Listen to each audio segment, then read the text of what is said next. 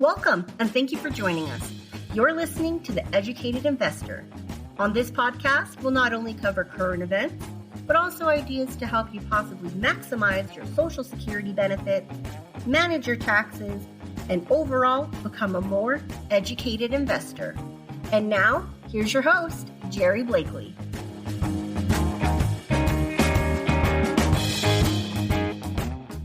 Well, hello, everyone, and a Happy New Year. It's that time of new beginnings, New Year's resolutions, and new hopes for what the new year will bring. And I'm feeling energized with the start of 2023, and I hope you are too. Well, today we're going to put aside our normal topics of economics and tax and retirement planning, and we're going to talk about a different, but just as important, if not more important topic, and that's your health and how to make sure you have the best quality and longest retirement by living a healthy lifestyle. So I am joined today by Ilona Bleaman, who is a physician assistant who worked in family medicine for 16 years. And she spent the last 10 years focused on health, wellness, and prevention. And she loves to discuss and share the importance of staying healthy, especially as we age, and more importantly, how to do it. As a matter of fact, I'm hoping that Ilona will help me set a few New Year's resolutions for myself by the time we end up with this podcast here today. So, Ilona, I want to welcome you and thank you for joining me today. Well, thank you. I'm honored to be here. Well, it's so nice to talk with you. And, you know, this is such an important and relevant topic, and everybody works so hard to get to that magic retirement time where every day is a Saturday. I always like to say, plenty of time and plenty of money. And I know I'm in my 70s now, turning 71 here coming up in April. And my darling wife, Doris, is just a couple of years behind me. And we have so many fun activities and travels and things to do, things we planned. And we certainly want to make sure we have all our health to enjoy the lifestyle that we've envisioned and planned for. So I know it's very, very important to many of our listeners here today who are thinking of retirement planning and retirement times and so forth. So, Ilona, can we start off by you sharing with us how health became such an important topic to you and what it means to you? Well, thank you. And I want to start off by introducing the concept of a health span, right? We talk about our lifespan, but on piggybacking on what you were talking about as far as enjoying your retirement is we really should focus on our health span. And that's the period of time in one's life where we're free of chronic diseases or any sort of ailment that interferes with our quality of life. And it's funny that we're talking about retirement per se, because one of the big things I say to patients is everybody's focusing on saving for retirement, 401k and whatnot. But if you don't have your health, what good is it going to be? Exactly. Mm-hmm. And there's a lot more things that we can do to support our health than we're necessarily led to believe, as far as what we do along the way really matters. And having been in family practice for 16 years, I felt like the majority of patients would come in and say, nothing's wrong, but something's not right. And I do their blood work and say, within normal limits, next. And that's kind of how it went. And here's another medication and so forth. And then as I started getting older, all these weird things started happening, but I have a strong family history of diabetes. And I was waking up to go to the gym at 4:30 in the morning. I was doing marathons, triathlons, and gaining weight, but my sugar started going up. And that made me question what is going on here, because I don't know what else I can do. And I had crossed paths. He had actually been a heart surgeon. And he said, humor me, go to this conference on health optimizations, hormones, wellness, and tell me what you think. And it was literally like a aha moment when I realized, look around, or our system's broken. The medical model is broken. Yeah. And we're doing the same things that we did hundreds of years ago when we were living different and dying of different diseases. So there's so many more things that we can do to support our health along the way. And just because somebody's been diagnosed with diabetes doesn't mean, I'll use that as an example, that it's all downhill, because a lot of these things are actually reversible if you have the right information. Mm-hmm. So that's kind of what led me to figuring all of this out and seeing that some of the things I was taught in school and that we see everywhere is actually not accurate or doesn't support our health in the long run. So you had that very, very personal experience yourself, and that got you very attuned, or your antennas are up to focusing on this concept because it mattered to you and your own health span, your own lifestyle. Exactly. And to be honest, also watching my parents and their health, I feel like I said, they're both diabetics and they're too young to have to deal with some of the stuff that they're dealing with. And that was another great inspiration. Well, that is a very good personal story. So, when we talked briefly before we started the recording here today, you mentioned to me something called, you called it the 5 pillars of health. And I thought that was pretty cool because it reminds me of what I call the 5 key areas of financial planning. And I always use that 5 key areas of financial planning. I like to discuss that with my listeners here on the podcast and with my past clients when I was a financial advisor. So I don't know, could you share with me more about what these 5 pillars of health are, what they are, and why they're so important? Okay. And again, for the sake of our time restraint, we're going to keep it at 5. We could break it down even further, but the main ones are going to be nutrition or diet, stress management, sleep, exercise and movement. And a big one is having a bigger purpose than ourselves, having a reason to get up every day, being part of society, and being part of a community. Well, let me see. While you're talking, I tried to take some notes, so I'm going to slow it down a little bit. It went pretty quick, and I'm hoping some of our listeners who are, excited and paying attention to this concept might want to take a note too. But the first one was nutrition, what we eat. The second Correct. was stress management. I'm dealing with a lot of that in my life. The thing about stress management is in our society, you're considered a rock star, right? The more stressed you are, the busier you are. Yeah. But if our body's stuck in a physiological fight mode, it has significant health ramifications from everything from blood sugar issues, increasing our risks for heart disease, Alzheimer's, things along that line. So it's a bigger deal than we often think. No, I completely agree and understand. But nutrition, then stress. Number 3 was sleep. Number 4 was movement or exercise. And then number 5 was having a greater purpose, having a purpose in life. So let's go through each one, and we've got about 5 hours today on this podcast, so you can spend. Oh, nice. As I said earlier, nobody in my house listens to me, so I get really happy when somebody actually wants to hear. Okay, we don't have 5 hours, but let's spend a few minutes on each one. So how do you want to go through these 5 pillars? You want to, like you elaborated a little bit more about stress. You want to go through each one and let our listeners more detail behind those. Sure. So let's start with diet or nutrition, because that's kind of a big one. And before I say anything, I want to say that nothing is one size fits all, because we all come to the plate with different genetics, different pre-existing health conditions, stress levels, all different sorts of things. So these are generalizations. So as a general rule, I would say regarding diet is if it hangs, grows, or lives, eat it. If it comes in a box or has a barcode, try to minimize it. The problem really, if there was one statement that whatever school of thought you subscribe to, that everybody would agree on, is the real challenge is processed food, is avoiding processed food. Okay. And unfortunately, fat got the blame for what actually sugar did to us. So when we were told, low fat and fat-free era was in, and I used to joke that we were the fattest fat-free family on the block, is that was when diabetes and all these cardiovascular diseases, the statistics started skyrocketing. And so we really want to try to eat a whole food diet.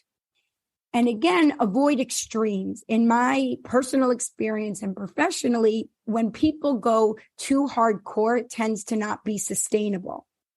So even listening to how do you feel after you eat something? Are you exhausted? Do you have heartburn? Things like that. Then try not to eat those. If you're going out to eat and you know you're going to have a glass of wine, maybe skip the bread. I mean, obviously, I'm going to say skip the bread no matter what and limit the alcoholic beverages. But again, we're working on making slow and steady changes. That's what's going to lead to permanent improvements. What's the correlation? What's the mix between the, skipping the bread if you're having an alcoholic beverage? Moderation. Because if I were to say no bread at all, no alcohol at all, which I would love to say, I don't think that's doable for the majority of our population, particularly if somebody's eating a diet with a lot of that, right? And so small changes, success begets success. Okay. So if all of a sudden you're used to going out and having wine and bread baskets and all of that, saying you can't have any of that, yes, in the ideal world, I would say that. But is that sustainable? Because a lot of times if you cut everything at once, then we end up rebounding and then eating everything, in a month later. Yeah, so moderation makes sense. And so what about, maybe as people age, adding a particular type of food to their diet that they didn't eat before because they're getting older? I'm really focusing on proteins, fats, and vegetables is important. And don't be afraid of fats, healthy fats like olive oil, cooking with, coconut oil at higher temperatures. And another big one is trying to avoid snacks because a lot of us are insulin resistant, which means our body's not responding to insulin as well, resulting in high blood sugar. And that's what triggers, again, Alzheimer's, heart disease, all of those things. And a lot of times the disease process starts 20 years before the symptoms occur. Oh, wow. Yeah. And so if we're always eating, our body's getting desensitized to the insulin. Similar to when a new song comes out on the radio and it's on every radio station and you can't stand it. And then you don't hear the song for a while and then you like it. That's what we want to do with our bodies.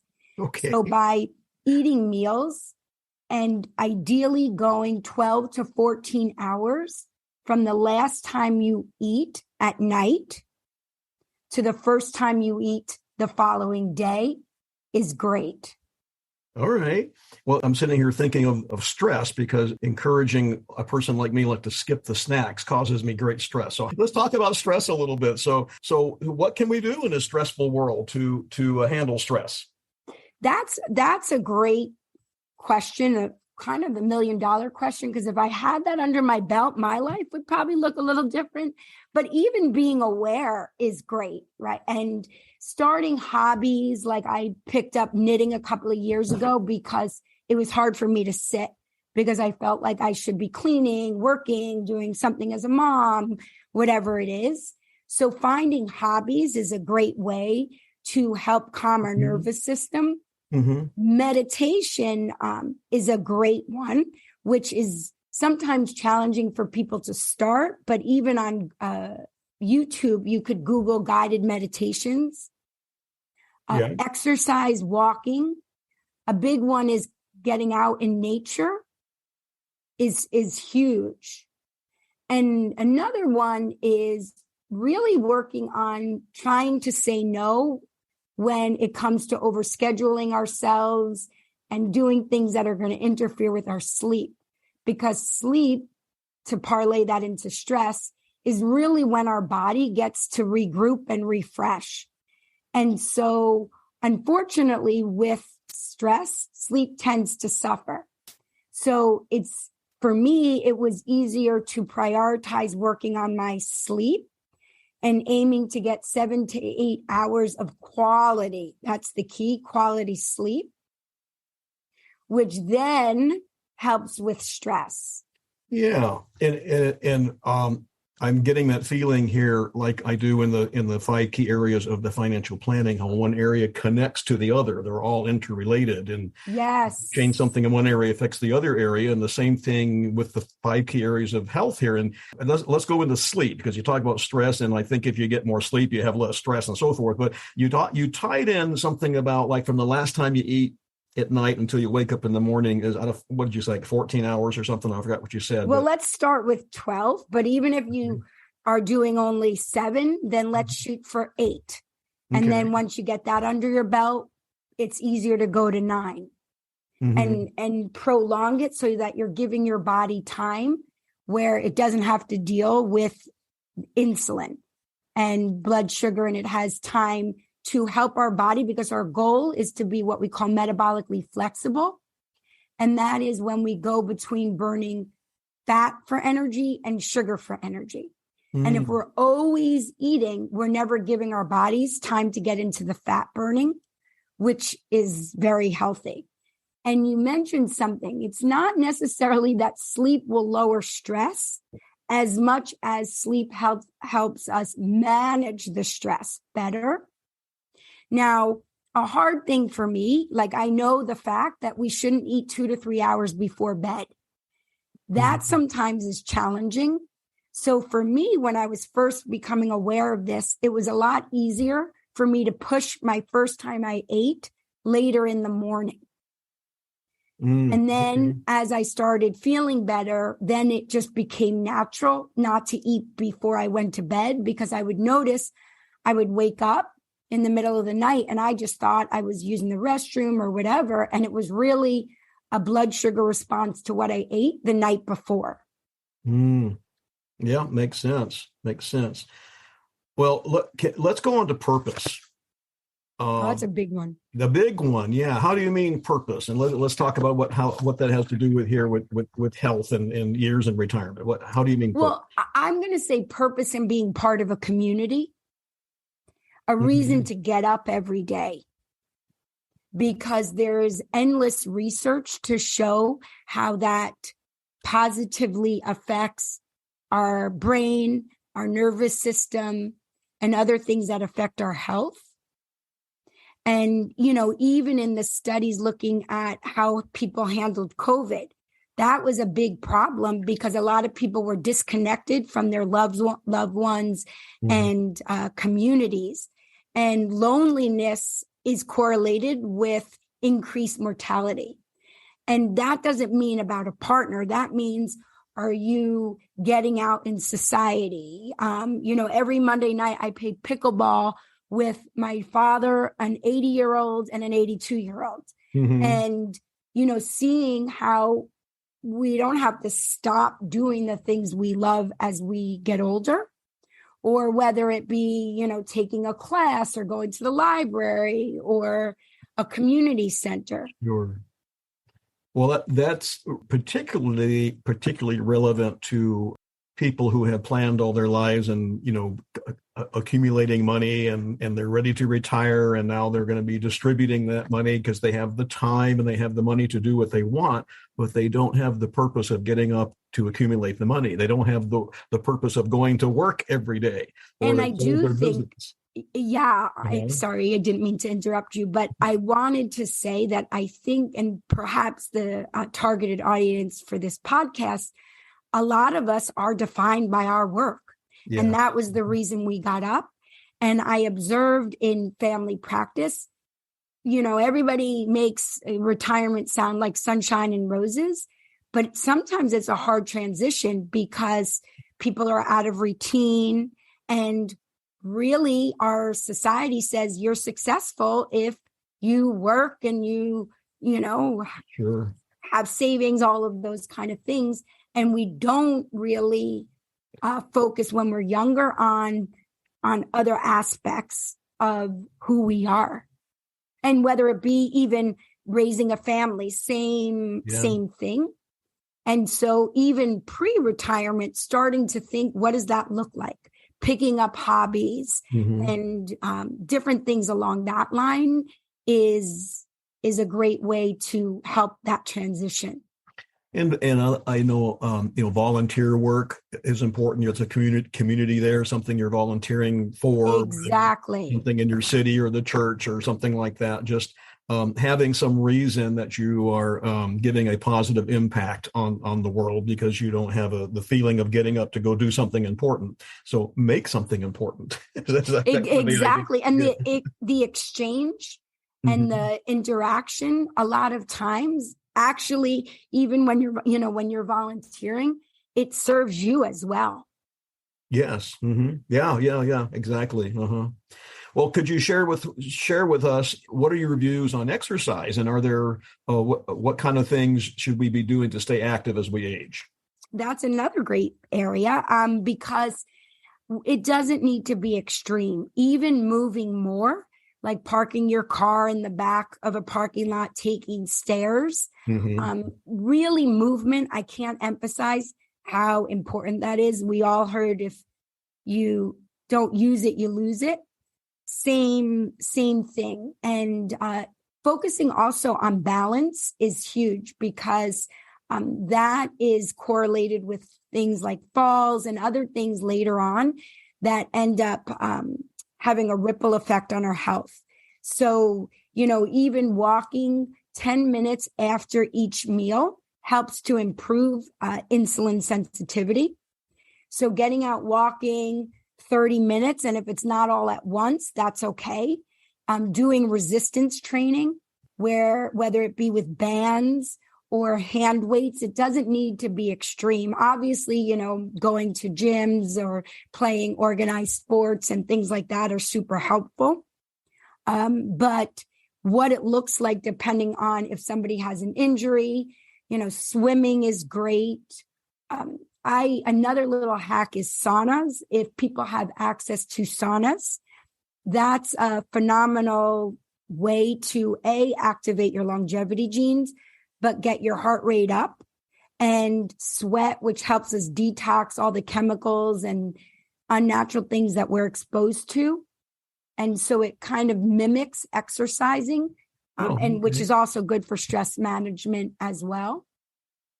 So is that sauna like the steam room kind of sauna? No, actually dry saunas or infrared saunas. Oh, okay. All right. And like biking. And the reason I'm not going to define what it looks like is because depending on different injuries, it's whatever you can do.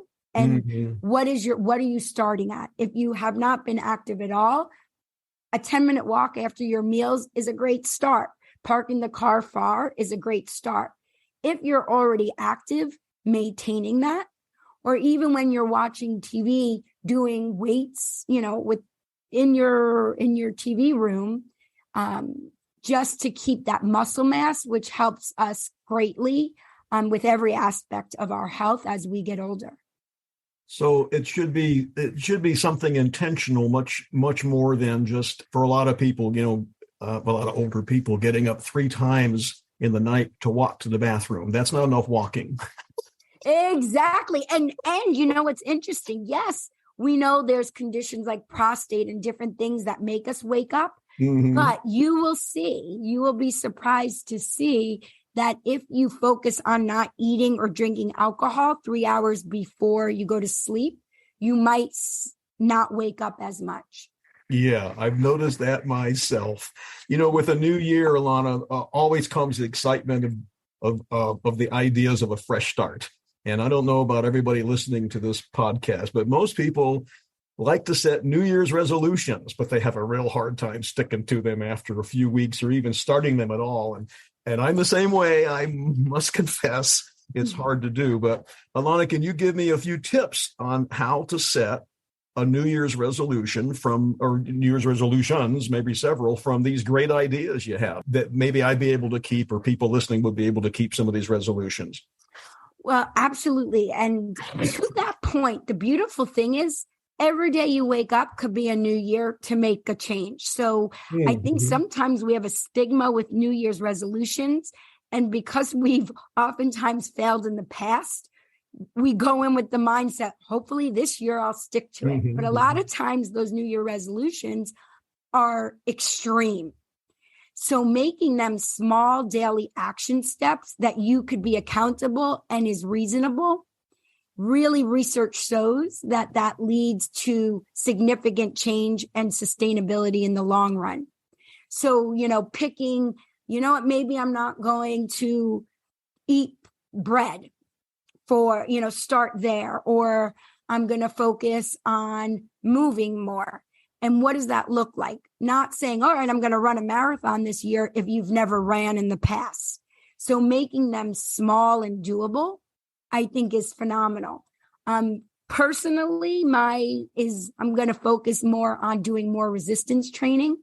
And a big one, which would also help us financially, is eating out less. That was one of my big, I say it every Sunday that we're going to eat out less the next week. So I'm going to use that as my New Year's resolution this year.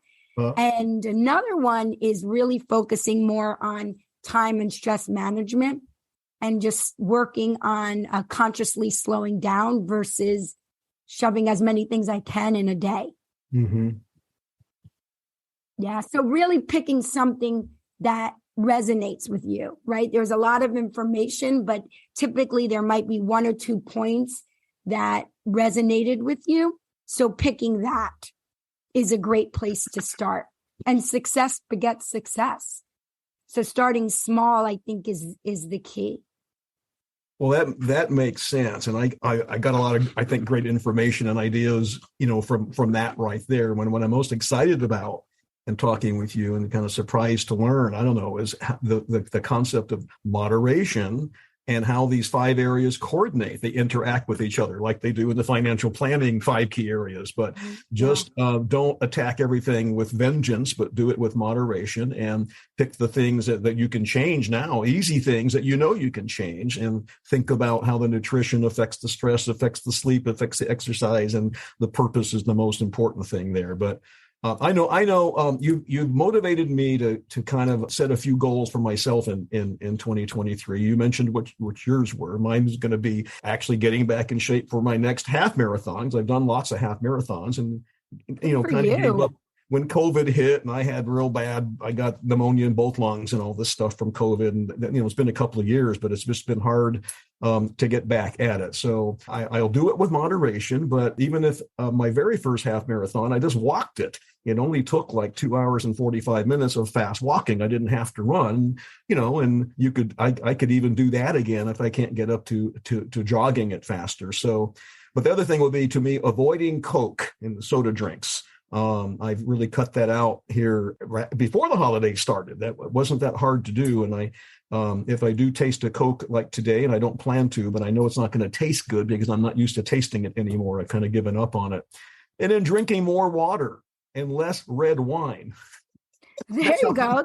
And I should have emphasized water more and making sure we get the minerals and the electrolytes in our water. Hydration is huge. Yeah. Well, and I want to leave you with one thing where you said about COVID and the pneumonia, and it's taken you some time.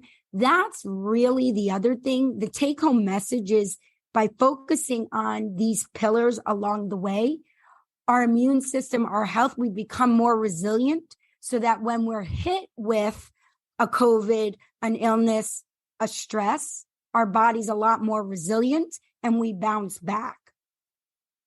Mm-hmm. I think Doris and I have probably, we both got COVID. She didn't get it bad the first time. Her sense of smell and taste were shot for 3 or 4 months. Everything smelled like and tasted like propane, of all things. Oh, wow. That went away, and it was a great diet. I lost about 50. I was just going to say, right? Donuts aren't the same if you can't taste them. I know. Yeah. But we probably had a little relapse of COVID without going back to the doctor and testing and all that. Her taste has changed a little bit, a couple of times. And I don't know, you kind of feel achy and cold, like a little flu, but it just goes away. So I think the natural immunity has helped with that. But I think all the things you do to take care of your health is why you were able to bounce back. Yeah. Just living trying to manage these 5 key pillars and doing it on a regular basis does make you less susceptible to the things like COVID. But when you do catch it, you're able to bounce back a little quicker and easier. Exactly. Well, I want to encourage everybody listening today to try setting realistic goals of moderation, from today's call, from what inspired you the most. And I'd love to hear what you got if you're a listener today. What are your resolutions you're coming up with? If you want to email them to me, that would be great. I'd love to read them at educatedinvestor@householdergroup.com. educatedinvestor@householdergroup.com. Send your resolutions to us. We'd love to see them. So, Ilona, thank you for sharing so much. And I wish you and myself and everybody luck on what things we might do to improve our health and our listeners' health and our own health and our fitness goals for 2023. So I want to thank you, Ilona. Yes, my pleasure. Thank you so much for being here and sharing your great ideas. And I want to thank all of our listeners today for clicking into this episode of Householder Group's podcast, The Educated Investor. And let's make this year the best. As I always like to say, onward and upward. Yes, let's raise our water glasses to 2023. Our water, not our wine. Exactly, Ilona. Well, I've enjoyed speaking with you today, and I hope you and all of our listeners have enjoyed listening to the Householder Group's The Educated Investor podcast. And remember, you can locate and contact the independent, fiduciary, and holistic Householder Group financial advisor nearest you at householdergroup.com. So, my friends, helping you onward and upward into and through the retirement years of your dreams, this is your host, Jerry Blakely, wishing you all the best. Until next time. The opinions voiced on this show are for general information only and are not intended to provide specific advice or recommendations for any individual, nor intended to be a substitute for specific individualized tax or legal advice. We suggest that you discuss your specific situation with a qualified tax or legal advisor. There is no assurance that the techniques and strategies discussed are suitable for all investors or will yield positive outcomes. The purchase of certain securities may be required to affect some of the strategies. Investing involves risk, including possible loss of principal. This episode is for educational purposes only. It is not intended to be medical advice or otherwise. You should not base your health management on any content on this episode. You should not use the content from this podcast to treat yourself or others. Please consult your physician before making any changes to the way you manage your health and/or diet and exercise.